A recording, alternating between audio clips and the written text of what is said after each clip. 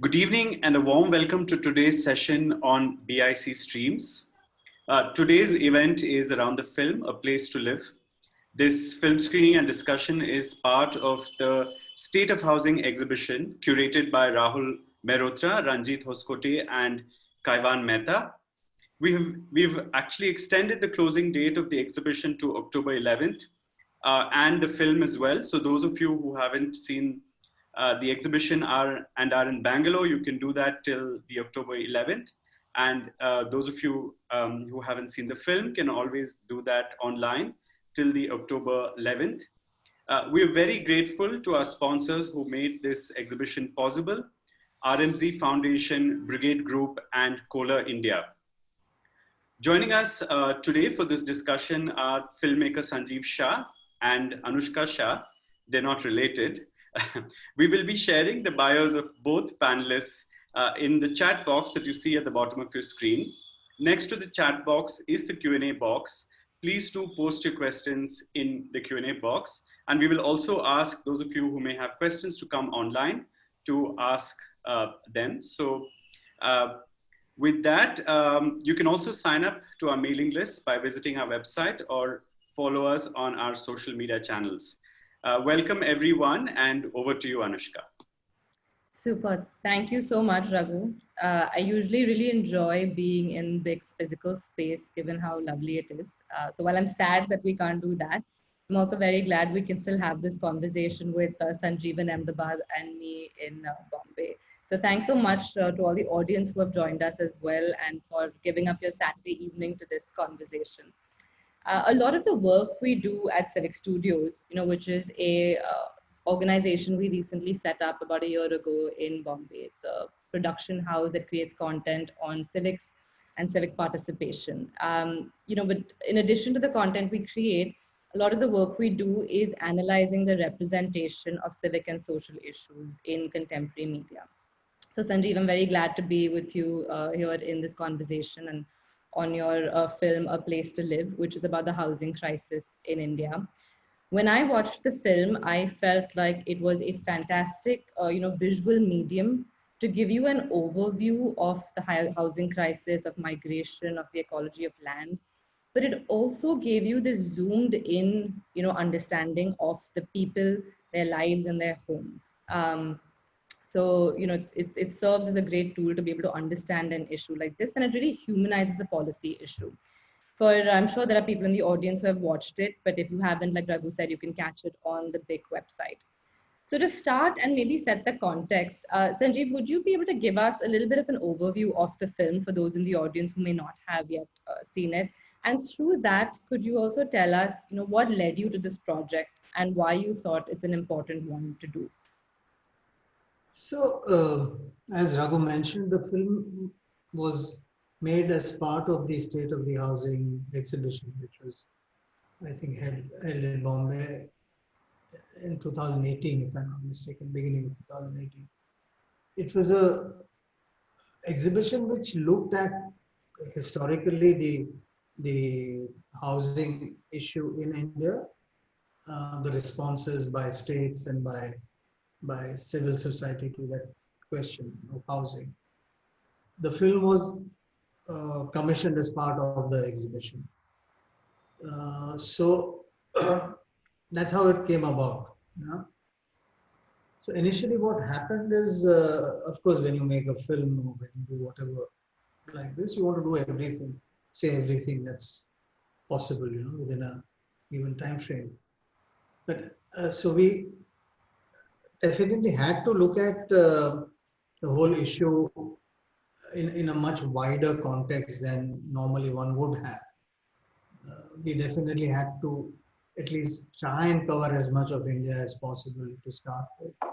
We had to look at issues ranging from housing for the completely disprivileged to the slightly more privileged classes, and because everybody is facing crisis of housing, of finding a home. So that was kind of laid out by the time we started doing the film. And it was a huge task. I mean, we had only about 6 months to deliver the film for the exhibition. So just the fact of shooting all across the country, of putting it together. Yeah. By December, the exhibition was opening in February. So by December, we had a clear idea of the kind of space that the exhibition was going to be held in. The earlier idea of having a discrete auditorium space for the film was not possible. So the film was going to be screened within the exhibition space.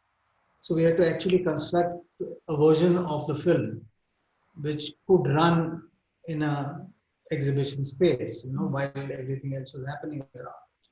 So that's a differently structured film. But it dealt with kind of a litany of ideas around housing. What is housing? What is migration? What is displacement? Things like that. And then later on, we decided to kind of expand the idea and made a film which was not locked in by other considerations, but just a film on its own, in a sense, which is A Place to Live, which is much longer, which deals with issues very differently. It's a kind of more narrative structure. And so that's how it came about, actually. Okay. And the second part, the kind of the personal motivation for you, or why you felt like it was an important project to do? Sorry? Was there a personal motivation around doing this? Why did you feel like it was an important project? Well, I was asked if I wanted to do the film. So, I mean, that it was as simple as that. So there was no other reason except for the fact that I've studied architecture for a while when I was younger, of course.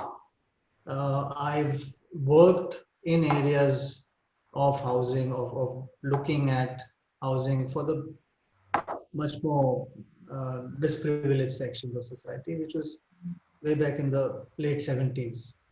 And I always kind of associated with various groups working with the disenfranchised and things like that. So for me, it was, most of the films I do are looking at issues like this.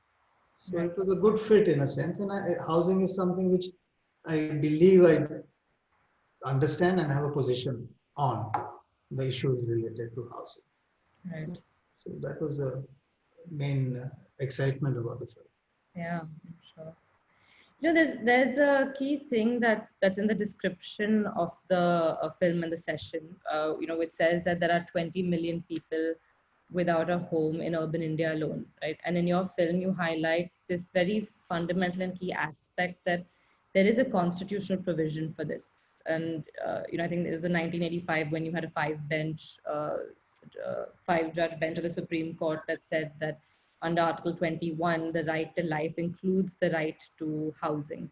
So how do these two things square up? Why is it that we don't have a good legal framework around this? And why is it that this provision is not well enforced? I guess it's fairly obvious what's happening in this country, right? But let me kind of go back in time. In the 70s, when I was studying architecture, for example, architecture or making a home or a house, there were two schools of thought, in a sense, of the practice of architecture, maybe more, but two distinct. One which looked at making a home as a process. The other looked at a home or a house as a product which the architect or a designer or a contractor delivered. The other was where people engaged in making a home for themselves. That included a whole cross section of people living in slums who somehow managed to find a land which is legal, not legal, whatever, making a hut or just a shelter, and over time making a home there. Right?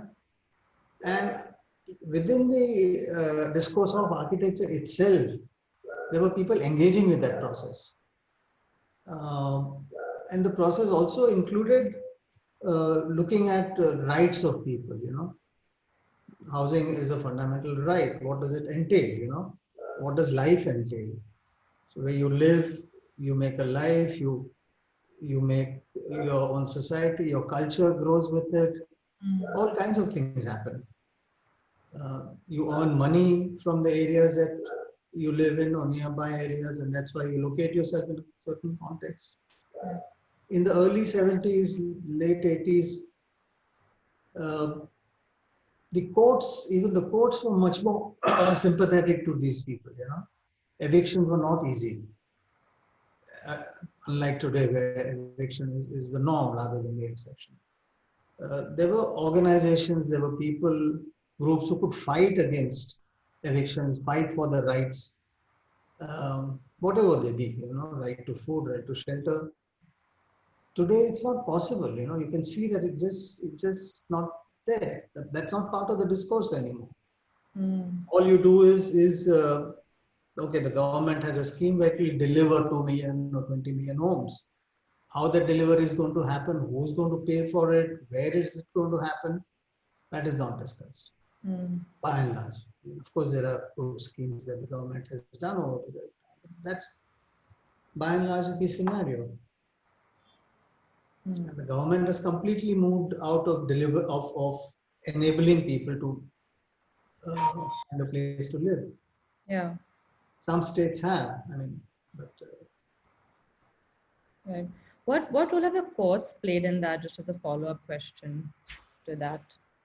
sorry. What role have the courts or judicial overview played in that?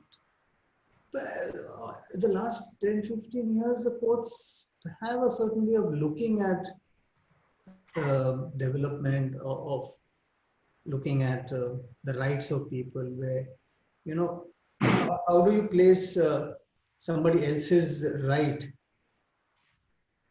to, say, a mining lease over the right of hundreds and thousands of people who are living there, surviving over that land.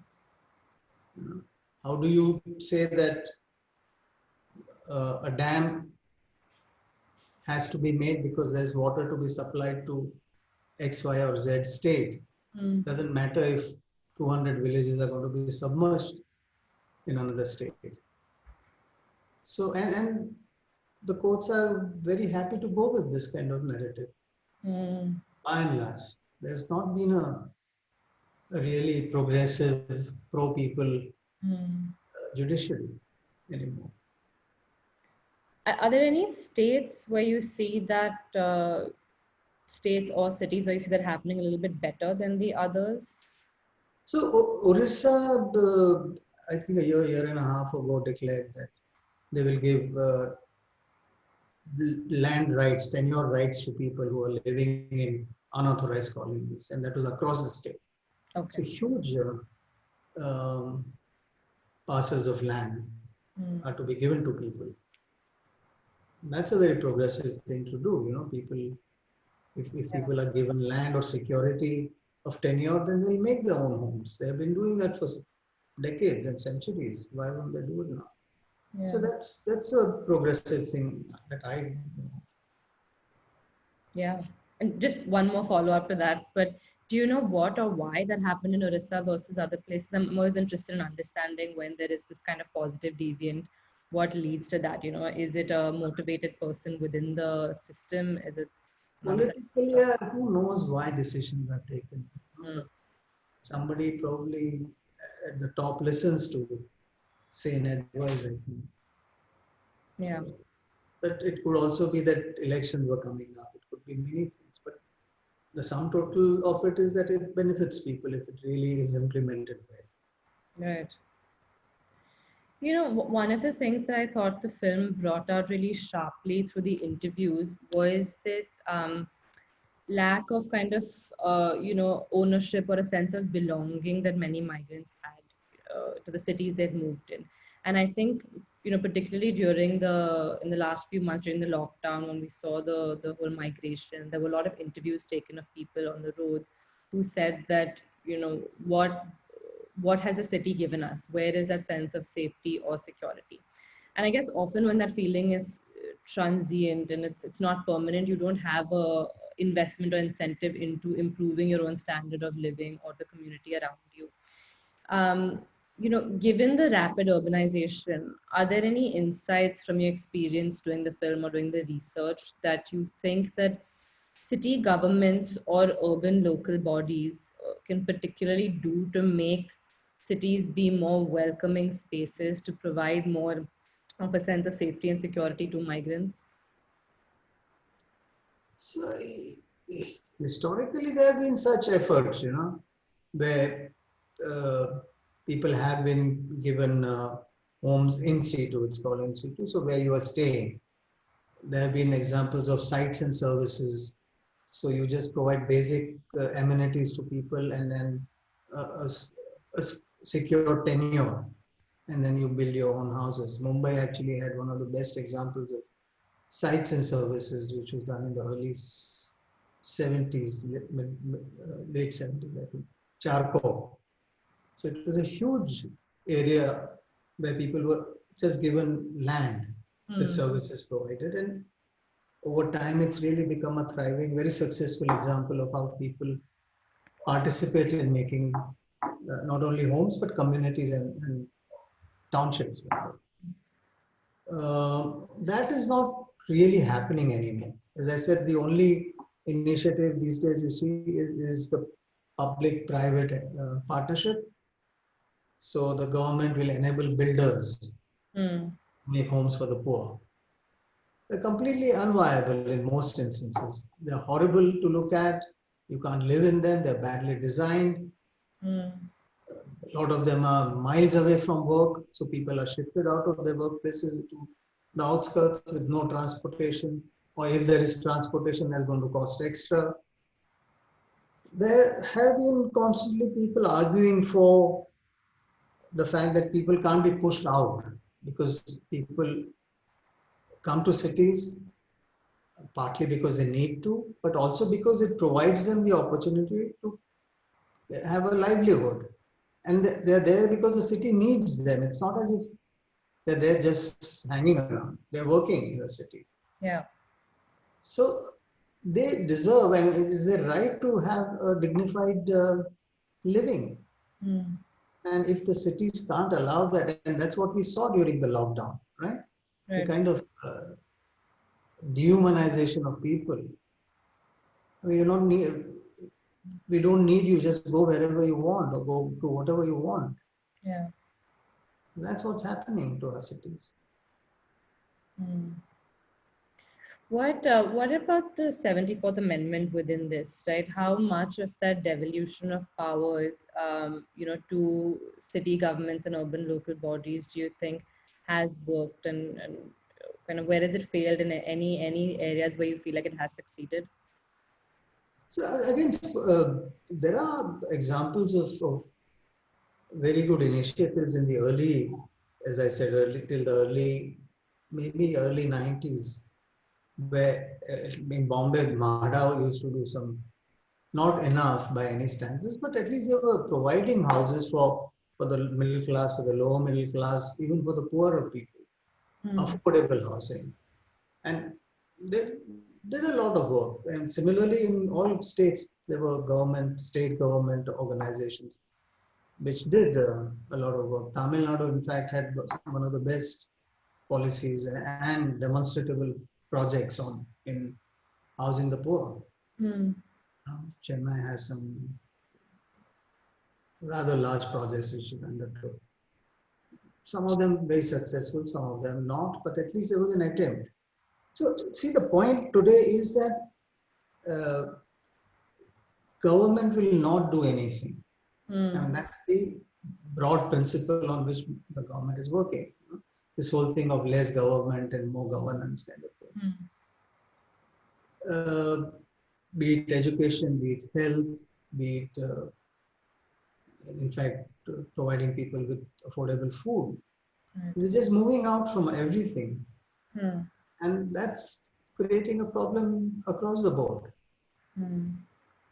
So housing then becomes a last priority because land is expensive. Nobody wants to give land, which is expensive to the poor people, obviously. So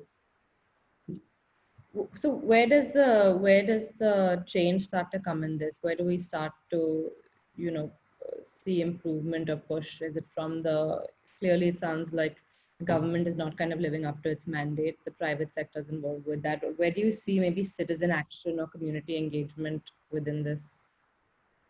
It's I mean, eventually it's to do with how you look at development per se. How do you define it as something which is only connected to GDP, or only connected to production, or only connected to a certain affluent way of life, and that everybody has to aspire to that. And if you're lucky, if you're whatever, you'll get there. Otherwise, you do whatever you do. Hmm. There are other models, there are other examples of a more inclusive development, a more inclusive model of our society, which we have to look at. I mean, why should 10 families or 10 business houses make all the money? I mean, it's absurd. Yeah. The money that certain industries have made during the lockdown, when everybody else is losing money, they don't have enough to eat. There are companies which are making 90,000 crores or whatever that figure is per hour or per day or what. I mean, so it's something is very skewed in this world. And unless that's kind of looked at and set right, I don't know. Hmm. I've been asked this question all the time after screening the film, that you raise a lot of issues. The film raises a lot of issues, but it's not answering any of these questions. Hmm. So how is the problem going to be solved? I don't know. I mean, there are people who are much more qualified than I am to answer those questions, and they're trying to do that. But I really don't know. I mean, it has to be a political Hmm. movement. I think one of the things that you did, I think highlight in the film was the example of a self-help group, right? And the kind of success that, in some sense, came from that. Could you elaborate on that example, maybe? So see, there are 2 or 3 examples in the film.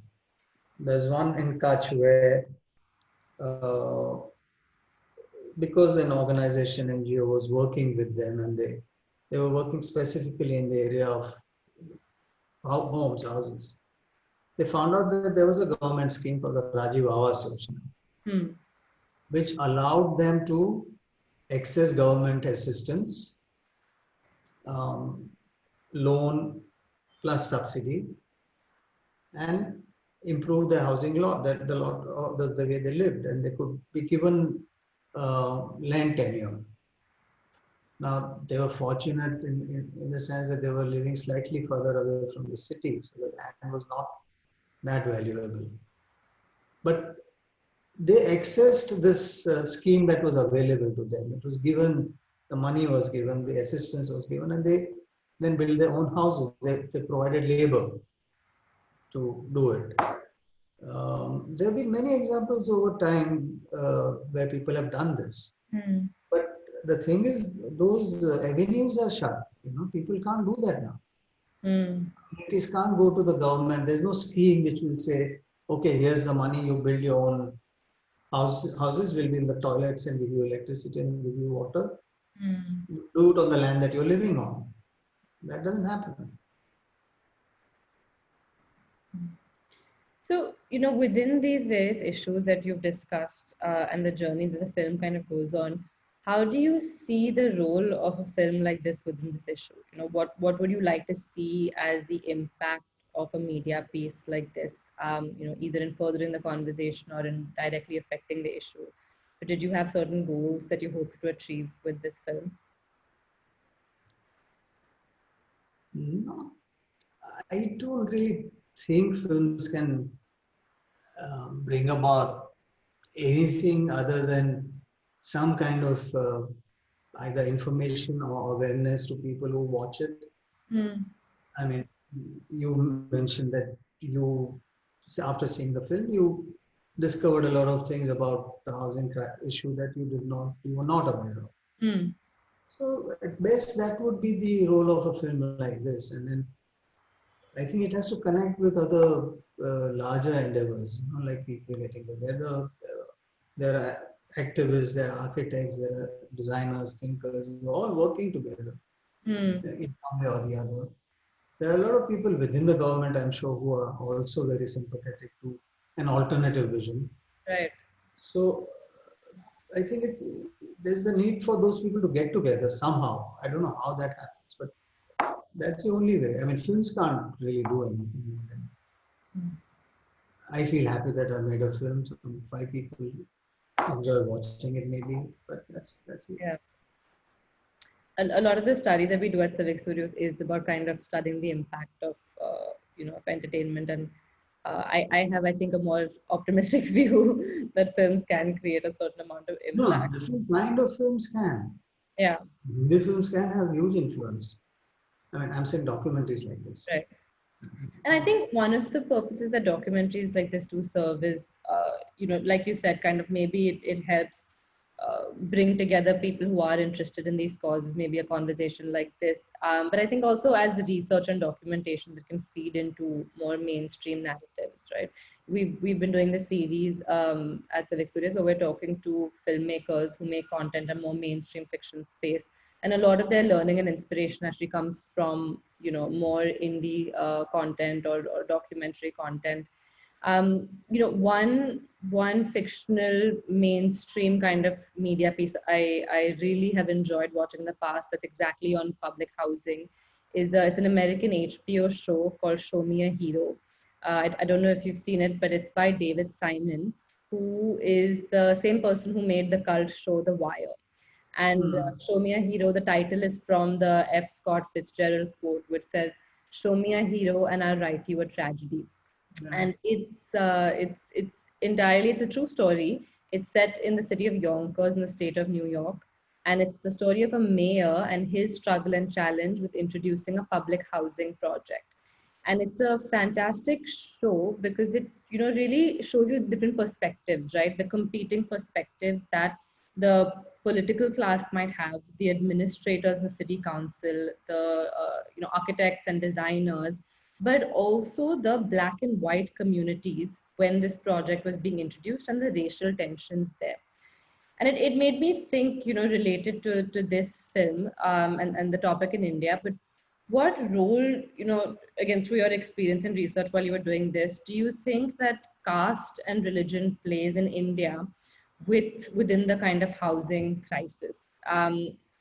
And if you can share any way in which your film has either dealt with it or experiences you had while learning this, while making the film. Both play a huge role today, particularly it's kind of more highlighted now than ever before. Caste, not so much in urban areas, religion definitely across the board. Um, so the thing is that people, when they move from villages or slightly smaller towns to urban areas, um, they believe, and it does happen, that they lose that sense of isolation that caste brings to people. It's casteless in a sense. Your identity is either your work or whatever you create once you come to the city. In villages, yeah, you can't live in mixed areas at all. I mean, you look at the violence that's happening today in rural India, and largely caste related, of course, communal also, but so actually, while just before I was shooting, maybe in the middle of shooting this film, I'd gone to shoot something with a friend in Una. Una is where the caste kind of thing erupted in Gujarat, and there was one family which was on a strike, not a hunger strike, but they were living in the middle of the circle, traffic circle. They'd been living there for 2 years because their homes had been burnt by the upper caste community. And they were not being given any compensation. Of course, one or two people from the family had been killed in that. It was obviously, according to them, a love jihad kind of,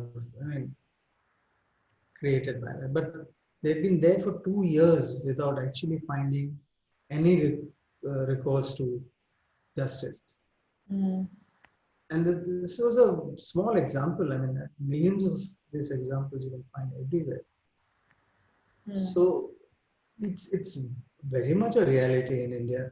Hmm. Today, if you are not a Hindu, it's very difficult for you to find a home Yeah. and find a rented property, find Yeah. a place to buy.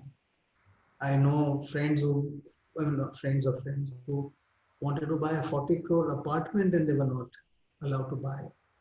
So it runs the gamut actually Hmm. across class. So it's there. I mean, it's very much present. Yeah. I couldn't actually find really time to shoot these things because I mean, I would have wanted to, but it's just that we were also working on a very short time span. And Yeah. one would have had to, because I couldn't have done this off the cuff in a sense. You couldn't have done it lightly. So I thought it better not to touch it rather than Yeah. to. But I assume that that bias, that social bias that you pointed out, right? I think you see it in every city in India that if you are not a Hindu, getting housing is a nightmare. And it's always a shocking realization to have that even in what we think are the relatively more progressive parts of the country, that is an extreme reality. So where does that bias kind of play into the policy planning, though? Because that bias goes across uh, people in the system who are designing these policies. And I think a city like Ahmedabad, for example, has quite a stark amount of ghettoization that's on religious lines. So is it more of a societal issue? Is it more of kind of a planning issue? I think it's a societal issue which is then made use of by subsequent political parties, for Mm. other purposes. But you see, there are kind of simple solutions in a sense.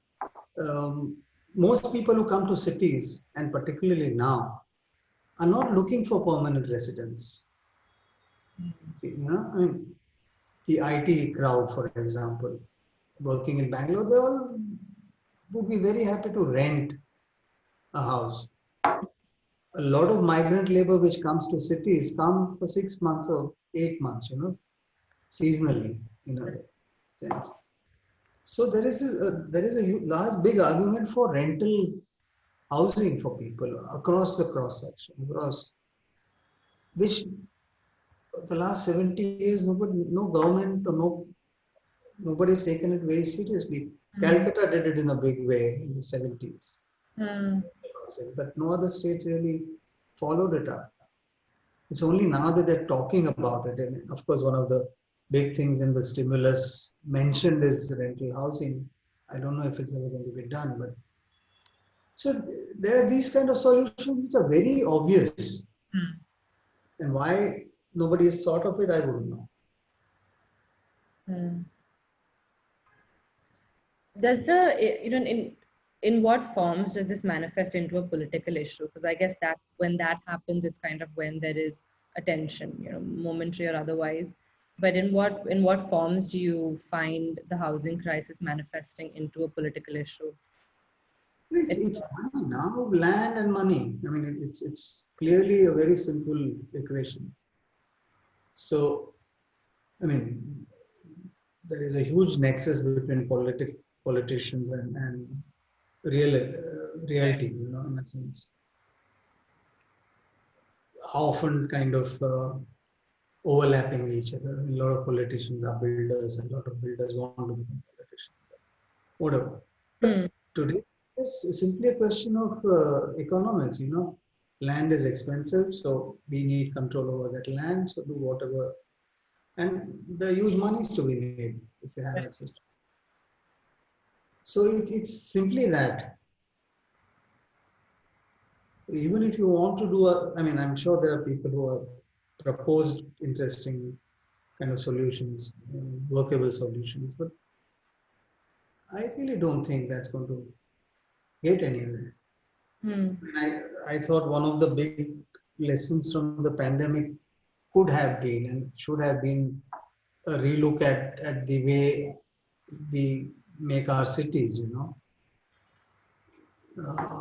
Yeah. One of the reasons why the pandemic has become a problem is the way we live.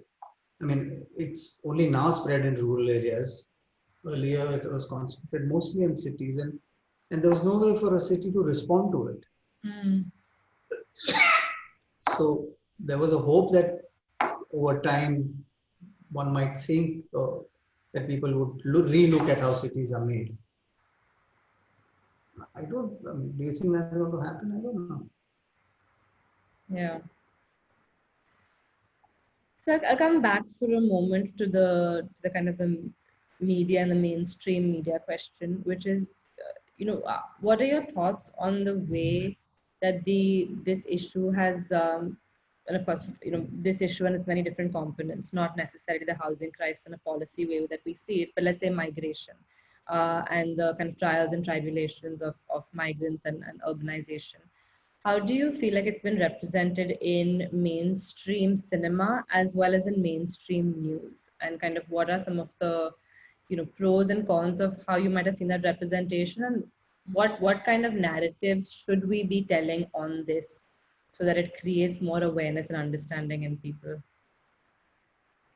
So today, of course, there's this huge debate about the farm bills, Farm Act, Hmm. and what's the fear that it has generated amongst farmers. Um, while we were shooting the film, we spoke to a lot of people, particularly in Madhya Pradesh, in an area which is one of the most fertile areas in the country. Hmm. And they were all saying that it is difficult for them now to survive on farming. Right? Hmm. The reason was not that farming is a bad thing to do. The reason is that they're not getting paid enough. Hmm. The reason is that now there's going to be no water available because the dam is going to be built, and all the water is going to be controlled by the dam authorities and not by the people as it used to be. Hmm. Uh, there is a huge force on land acquisition for industries, and roads and highways. So people are being displaced without any benefit to them Hmm. or to the local areas. A highway being built through uh, a rural area does not benefit to that extent the people in the villages or surrounding. They'll lose their land. They'll probably end up finding jobs, but the menial jobs. They won't be their own bosses as they might have been. So, of course, roads need to be built. But how do you build roads and yet make it so that it does not dehumanize the population that you're displacing? Hmm. And most of them said that we don't want to migrate. Give us opportunities, give us skills that we can use and earn our living here. It need not be farming. We can do computers, teach us how to do computers. So open up institutes here where we can learn computer, which is useful for us, for our situation. Hmm. So essentially, a genuine effort at providing skills to people Hmm. to kind of fit into the new world, new economic order, if you so insist. So that is what we found. Um, this might not be true of every area in the country. I mean, there are some rural pockets where there's absolutely nothing that people have to eat or to survive on, so they have to move. Hmm. But there are a lot of areas where they don't need to move if they were given opportunities to earn even a little bit. Hmm.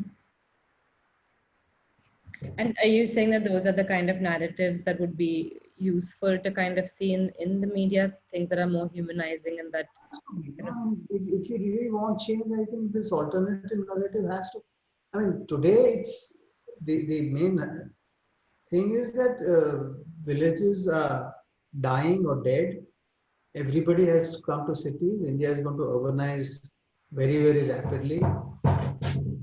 Everybody who is not an industrialist or a whatever has to work for them. Hmm. Will create jobs for farmers. Hmm. What jobs will they get? What jobs? Graduates don't get jobs. What are we talking about? Yeah. So we are creating a world where there will be few owners and everybody else will be a worker. Yeah. Not the world that we want. I mean, we should be aiming and looking at. Yeah. No, absolutely. There's a movement, maybe not as mainstream still, but there's a movement globally called the solutions journalism or constructive journalism movement, which advocates this idea that it competes with the earlier idea of journalism, and also documentaries, that they don't necessarily have to be a source for giving solutions, or rather shouldn't, because they're not the experts in that. But this movement is saying that it helps to kind of document things that are working on ground, and also kind of giving the power of the narrative to the person, to the people that you're kind of talking about, as opposed to constantly othering through the news. So it feels like, from what you're saying as well, that would be a helpful thing to In do. India also there are many initiatives. Video Volunteers is one such organization. Yeah, that's a great Mari one. does some very interesting work. Yeah. That kind of empowers people to tell their own stories. Yeah. And I mean, the mainstream media today in India is, except for very, very few exceptions, a complete washout and a sellout. Yeah. No, I think Video Volunteers and Pari are two great examples. I'm sure there must be others which I don't know about. I'm sure there must be others. Yeah. So just a follow-up question to that, particularly, thinking about Video Volunteers and Pari, is what role do you think non-profits or civil society can play in contributing to this issue, contributing to addressing this issue? Non-profits are under huge pressure today to kind of not exist. Yeah. So I don't know what, but I don't know. I mean, it'll sound too pretentious for me to say anything about these things, but I guess all of us have to make our voices heard. Whenever we feel that it's important to say something. To start with, Hmm. ways to engage with smaller initiatives, which one can only hope will grow big in time. Um, that's the only hope. I mean, whether it really does anything or not, one doesn't know. But you have to keep on trying to at least put forward an alternative, put forward your own viewpoint, your opposition to something. So, Yeah. Absolutely. Great. I have one last question, and then I'm going to hand over to Raghu. And if anybody else in the audience has questions, please feel free to leave it in the chat. But I think my last question is, really around, when you were doing the filming and creating the documentary, what were some of the most interesting answers, or just insightful answers you heard on how people were defining the idea of home or the sense of home? So couple stand out in the film as well, that he's of course a very big writer, this Manoranjan Vyapari, the Bengali gentleman in the film, who says that home is not a flat, it's not where I live, it's the surroundings. And then he goes on to say he's a refugee from Bangladesh, actually. Hmm. And he says that I don't have land tenure, I don't have rights. So I don't even have a country where to be loyal to. Hmm. I don't belong to any country, so who am I going to be loyal to? Hmm. And then, of course, in the end, there's this person in Madhya Pradesh who says that, for us, my house is a home, my village is a home, my panchayat is like a home. My country is also like home, but if the country does not make me feel like it's my home, then why should I call it my home? Hmm.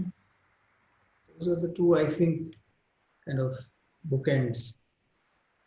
Yeah. Anyway. They There were, were other very interesting definitions of the home that came up. yeah, no, and they're super kind of even within the film, they really give you a sense of the human aspect or the human element of it. I think Raghu has a question, so I'm going to hand it. Yeah, we have a question from Srinivasamurthy. I'm just going to read it out. One of the families in the film talks about the loss of community as important in not moving to new places. You know, what should be done to address this house building in cities? The same applies to tribal populations and people displaced by development projects like dams, Narmada, etc. Yeah. No, so what is the question? The question was about the loss of community, you know, and then moving to new places when we, you know, there's large sort of populations being displaced by, and then being moved to cities. So across communities, you know, whether it was in cities or in rural areas, everybody did say that a displacement of or demolition of a society or a community of a village, or it takes 2 generations to rebuild life. Yeah. So you set back by 2 generations once your homes go, and that was across the kind of conversation that we've had. So that's what happens, you know. And in areas of submergence, dam submergence, which are large areas, entire cultures are going to be wiped out. History is going to be wiped out, actually. It's one of the oldest, they claim that it's the oldest agricultural land in the country, that Badwani area, and one of the most fertile.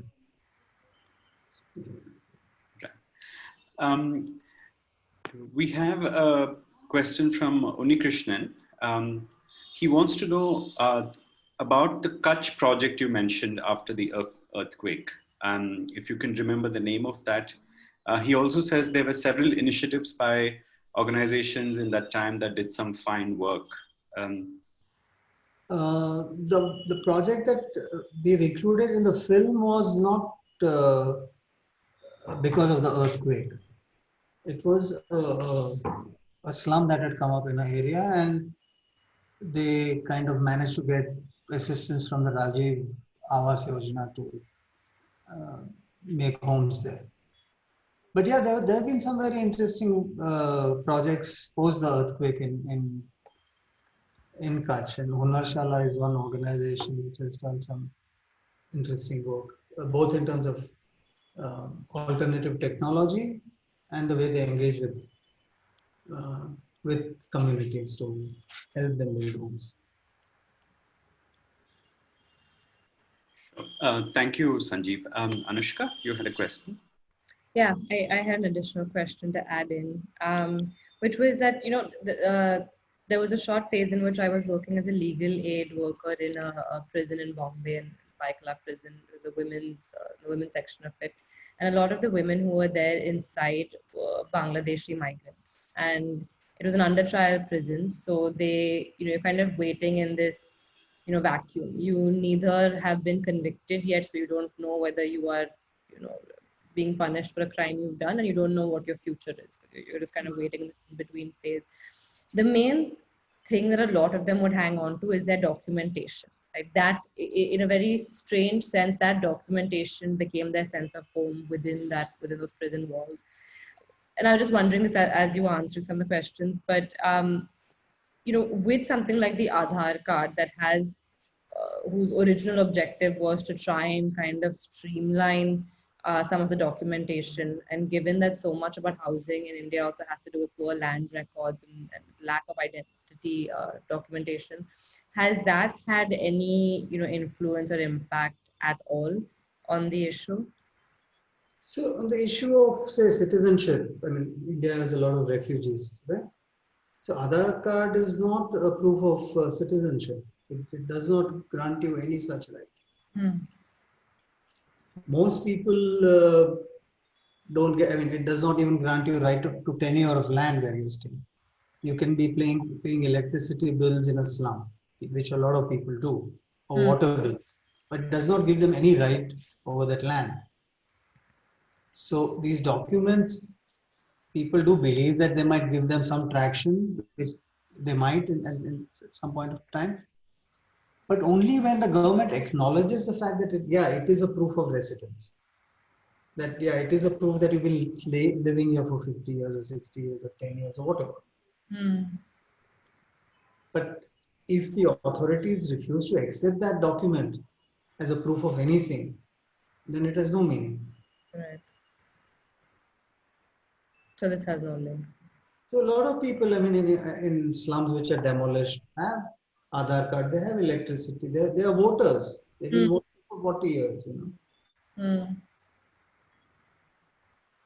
So all that they have. Okay, thank you for it. Thank you for that, Sanjeev and Anushka. For me, the film was actually one of the most powerful elements of the exhibition. It is such an eye-opener and captures the breadth of the housing problem in India and its mind-boggling complexity. I'm hoping that we think about housing more and housing policies given the pandemic. So thank you again for joining us today. And thank you, audiences, for joining us on this Saturday evening. So thank you, Anushka, Raghu. Thank you. Thank you, Sanjeev. Thanks, Sanjay. Thanks, Raghu.